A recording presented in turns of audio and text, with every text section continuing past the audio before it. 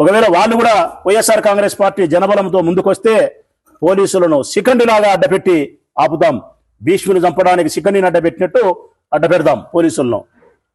వాళ్ళు YSR Congress party ward మెంబర్లను లోపల రానియకుండా వాళ్ళ వెంట వచ్చిన వైఎస్ఆర్ కాంగ్రెస్ పార్టీ కార్యకర్తలను తెలుగుదేశం పార్టీ వాళ్ళ జోలికి రాకుండా మీరు మాత్రమే వాళ్ళను కొడతా ఉంటే, అంటే తెలుగుదేశం పార్టీకి సంబంధించిన రౌడీలు గుండాలు దాడి చేస్తూ ఉంటే, పోలీసులు ప్రేక్షక పాత్ర చూసి వహిస్తూ ఉంటే, పోలీసులు ఇంకా వాళ్ళకు సహకరిస్తూ ఉంటే, మమ్మల్ని నిలువరించి లోపల 6 మంది లోపలికి పంపించి కోరం ఉండడానికి ఎన్నిక కావడానికి 11 మంది ఉండాలి.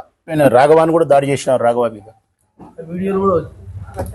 రాఘవ మీద ప్రారంభంలోనే దిగుతాను మీరే చూస్తున్నారు కదా. 10 మంది 20 మంది 30 మంది మీద పడి లాక్కుండా పోయి దాడి చేసి కింద పడి ఐబీ చేసి ఒక షర్టు చినిగిపోయి రాఘవాన్ని దాడి చేసినారు. హరి అనే మా డ్రైవరు, భాస్కర్ వాళ్ళ డ్రైవర్ సుబీబీ ఐబీ మీద దాడి చేసినారు, రాళ్లతో కొట్టినారు.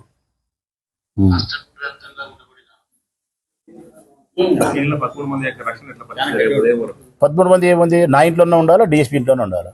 డిఎస్పీ గారికి ఫోన్ చేసి అడుగుతారు, మీ ఇంట్లో పెట్టుకోమ్మా అని. మీ ఇంట్లో పెట్టుకొని పొద్దున ఎస్పీ గారిని అదే అడుగుతున్నాం మేము. ఈ 13 మందిని పొద్దున మేము డిఎస్పీ ఆఫీస్ దగ్గరికి వస్తాము.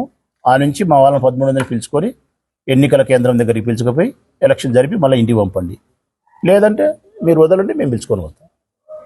నన్ను పిలుచుకొని పోయే అవకాశం మీరు ఇస్తే నాకు మీ అవసరం లేదు. చెప్పినా కదా, తప్పెట్లతో పిలుచుకొని పోతా, ఊరుకో కూడా కాదు. తప్పెట్లతోనే, అదే వరుడే రాసుకో, తప్పెట్లతోనే పిలుచుకొని పోతా.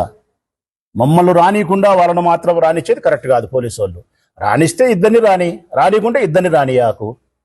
లేదంటే పోలీసు వాళ్ళు ఎవరు సెలవు పెట్టమను, ఇబ్బంది ఏం లేదు. సెలవు పెట్టమను, ఇబ్బంది ఏం లేదు.